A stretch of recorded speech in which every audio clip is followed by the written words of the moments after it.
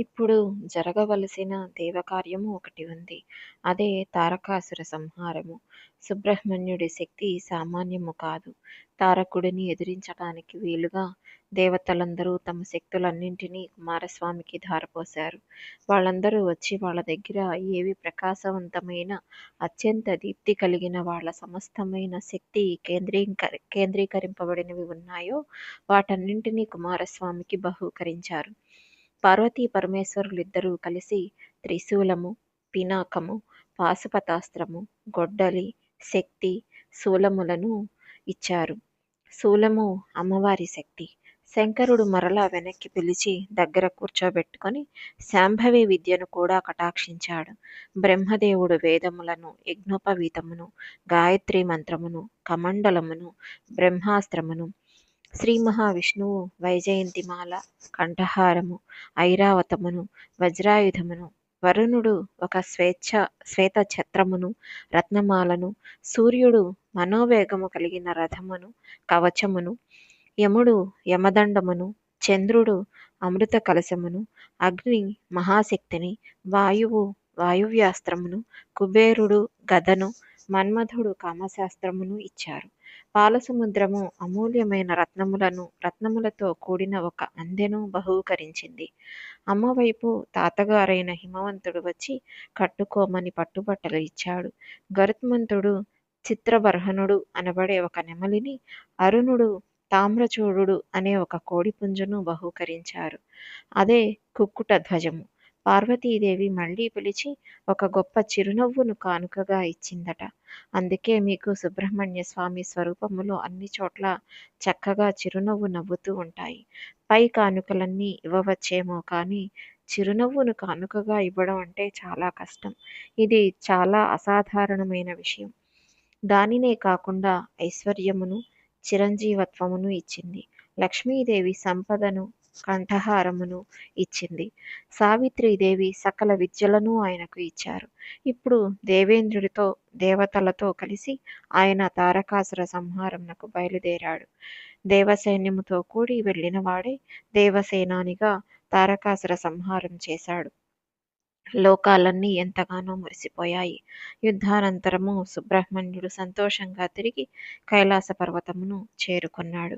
అయితే చిత్రమేమిటంటే పరమశివుడికి జ్యోతిర్లింగములు ఉన్నాయి. ఒక్కొక్క చోట ఆయన ఒక్కొక్క జ్యోతిర్లింగంగా వెలయడంలో ఆయన ఒక్కొక్కసారి ఒక్కొక్క రకమైన కారుణ్యం అనే విభూతిని వెదజల్లాడు.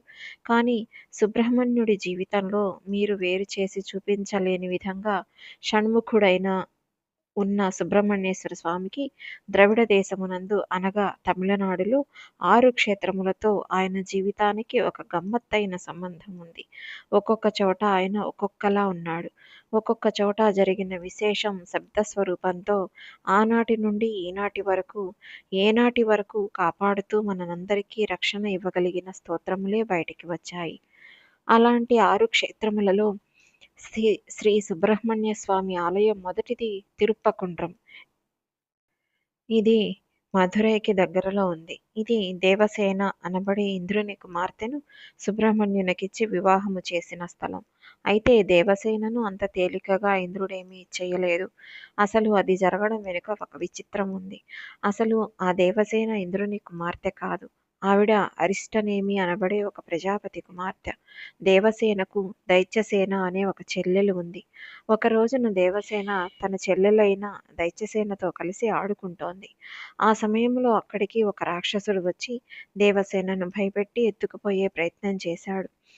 ఆవిడ బిగ్గరగా కేకలు పెట్టింది. ఆ సమయంలో ఇంద్రుడు ఐరావతం మీద పెడుతున్నాడు.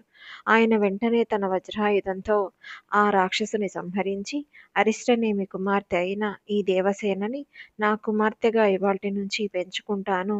దైత్యసేనని నీ దగ్గర ఉంచుకో, దేవసేన నా దగ్గర పెరుగుతుంది అని అరిష్టనేమికి చెప్పి ఆమెను తీసుకువెళ్ళి పెంచాడు. కన్న ప్రేమ కన్నా పెంచిన ప్రేమ గొప్పది కదండి. అందుచేత దేవసేన ఇంద్రుని కుమార్తెగానే పిలువబడింది.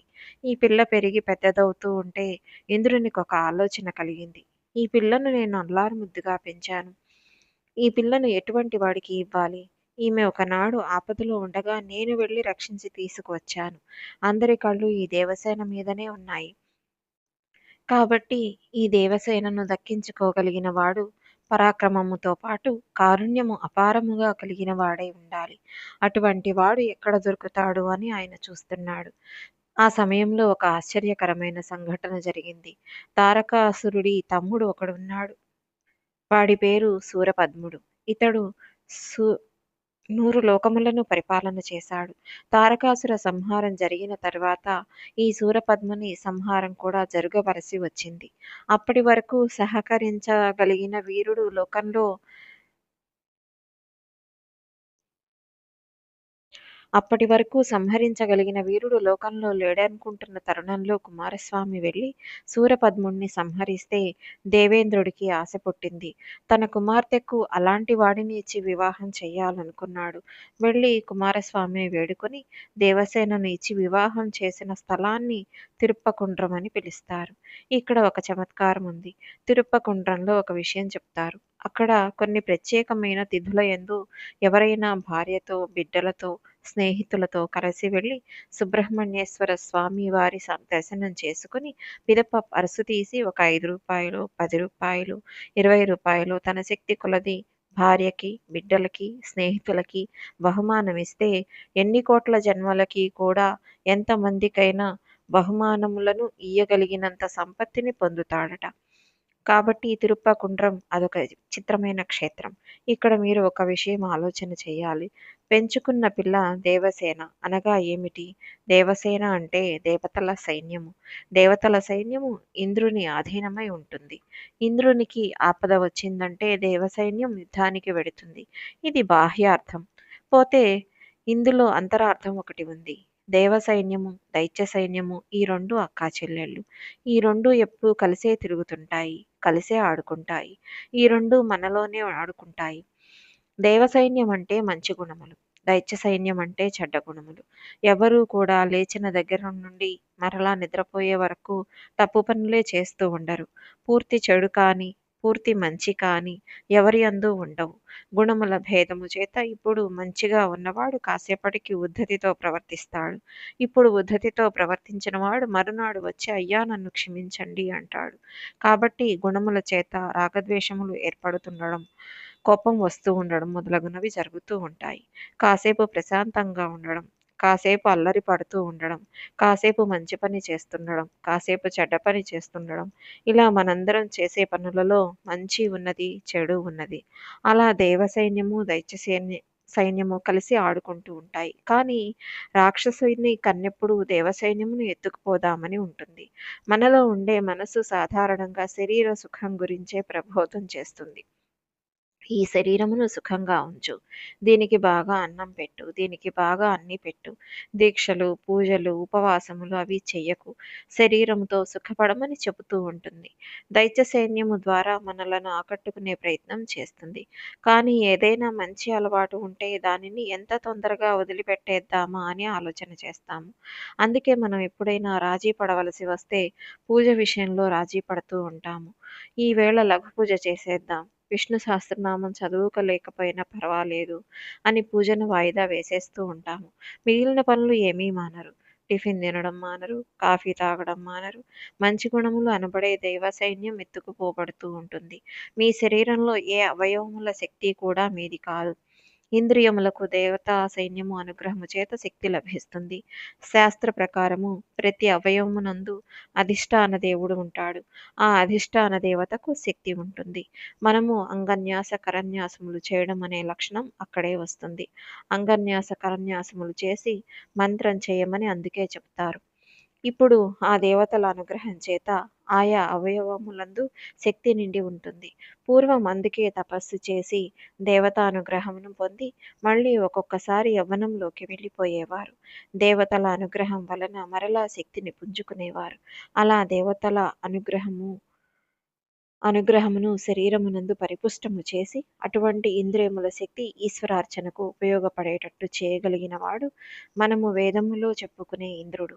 ఈ ఇంద్రుడు దేవతా సైన్యమును రక్షించాలి కాబట్టి రక్షించి తన పిల్లగా కాపాడుకున్నాడు. ఇప్పుడు ఈ పిల్ల ఎవరి నాయకత్వంలో ఉండాలి?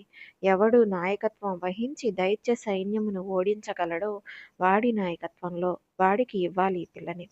కాబట్టి ఇప్పుడు ఆయనకి 2 గుణములు ఉండాలి. శత్రువుల సైన్యంను ఓడించగలగాలి.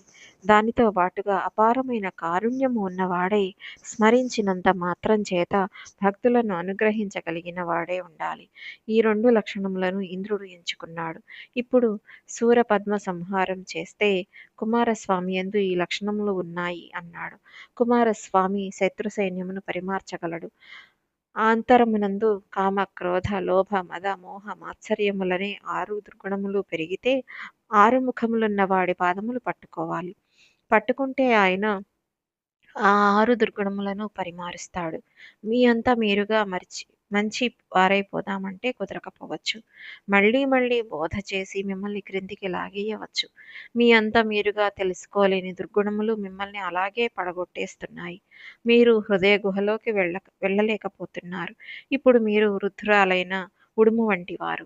మీ అంత మీరుగా దుర్గుణములను గెలవలేనప్పుడు, తత్వ పరిశీలనం చేసుకోలేనప్పుడు, గుణములను గూర్చి తెలుసుకోలేనప్పుడు ఈశ్వరుడి పాదముల యందు ప్రణిపాతం చేసి శరణాగతి చెయ్యాలి. మీపై తొందరగా కారుణ్యమును వర్షించి లోపల మంచి గుణములను ప్రోగు చేయగలిగినవాడు, రాక్షస గుణములను తరిమికొట్టగలిగినవాడు ఎవరిని నిర్ణయించబడ్డాడు. దేవసేన భర్తగా కుమారస్వామి నిర్ణయించబడ్డాడు. కాబట్టి ఇప్పుడు మీకు మంచి గుణములు కలగాలంటే మీరు కుమారస్వామి ఆరాధనము చేసి తీరవలెనని శాస్త్రం చెబుతోంది. సుబ్రహ్మణ్యానుగ్రహము పొంది తీరాలి.